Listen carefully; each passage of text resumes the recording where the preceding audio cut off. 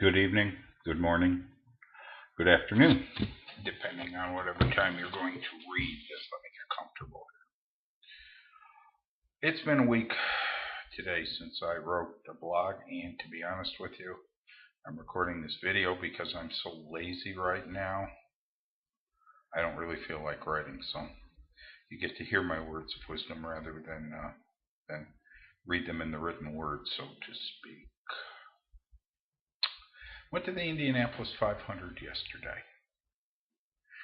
And other than sitting in 90-degree weather with 250,000 people and having a really good time, there was a phenomenon I noticed that I kind of correlated or equated to our journey here. So you have to bear with me a minute because sometimes my mind goes way, way out there. I'm a huge Danica Patrick fan. Have been from the moment she started open wheel racing. And yesterday, for approximately 16 laps, Danica Patrick led the Indianapolis 500. And the moment that she took the lead and came down the straightaway where we were sitting, and they announced she was in first place, there were more people booing, uttering stuff even I wouldn't repeat, and making gestures with one finger in particular as she drove past. And, there were a couple things that crossed my mind. And the first one was that I wanted to tell those 100,000 or so people who were doing that when you look at a race like the Indianapolis 500, there's only 33 people in the whole world who get to participate in that every year. I don't know how many billion people there are in the world. Somebody a whole lot smarter than me keeps track of that. But 33 people, 11 rows of 3 cars. That's it. Well, there's about 100 people show up to qualify every year the whole month of May. When all is said and done, the 33 fastest cars with the 33 best drivers run for 500 miles. I had to buy a ticket. So did the billions of other people in this world. So it was kind of odd to me that as Danica Patrick passes by the start-finish line for the first time of the 12 laps she ran, rather late in the race, by the way. She had a good chance of winning. People were mad and upset with her. She doesn't have the right attitude. And she's a woman. And she's attractive. And you know what? She speaks her mind. We can't have that. Not at all. Now, look, I don't agree with everything she says and does. I think probably till you win about 4 or 5 races, you kind of somehow need to keep your attitude in check a little bit. But, on the other hand, I got to give her credit for putting it all out there. And the one thing that I admire about her the most is that she's always been the same. When she first started and everything was going real good, and every time she'd race, people would stand up and cheer for her. And now, when she's said a few things over the last couple of years that, well, if we're going to be charitable, we can say they were misinterpreted.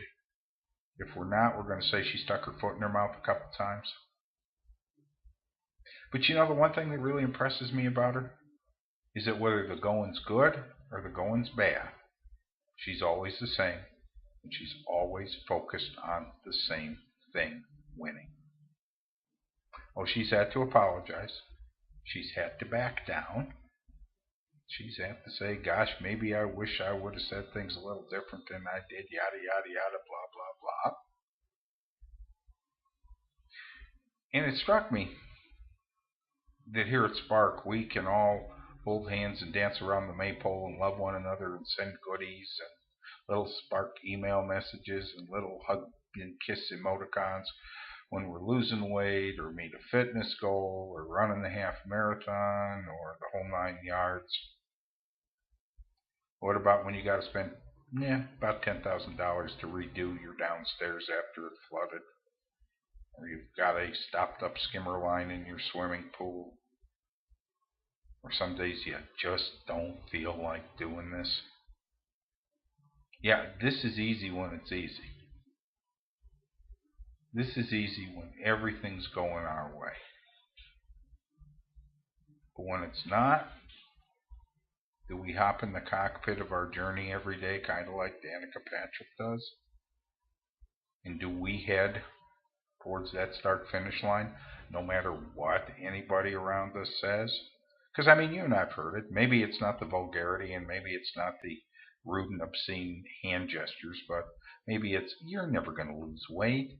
You're never going to be able to run, walk, cycle, swim, ski, hop, skip, jump. Oh, you can't ever do anything like that. Oh, you can't write. Oh, you can't. And do we pull our car into the pit and say, oh well, sorry, race over. I can't do this. Nobody loves me. No.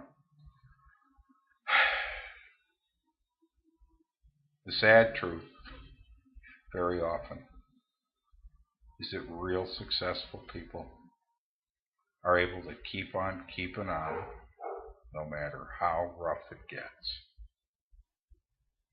And I'm grateful that out of all the billions of people in the world, I know many of you who keep on keeping on when you have food allergies, when you've been beset with diabetes, Crohn's, or cancer, or any and hepatitis, any number of illnesses, injuries. You just keep on going. You keep on moving towards your goal.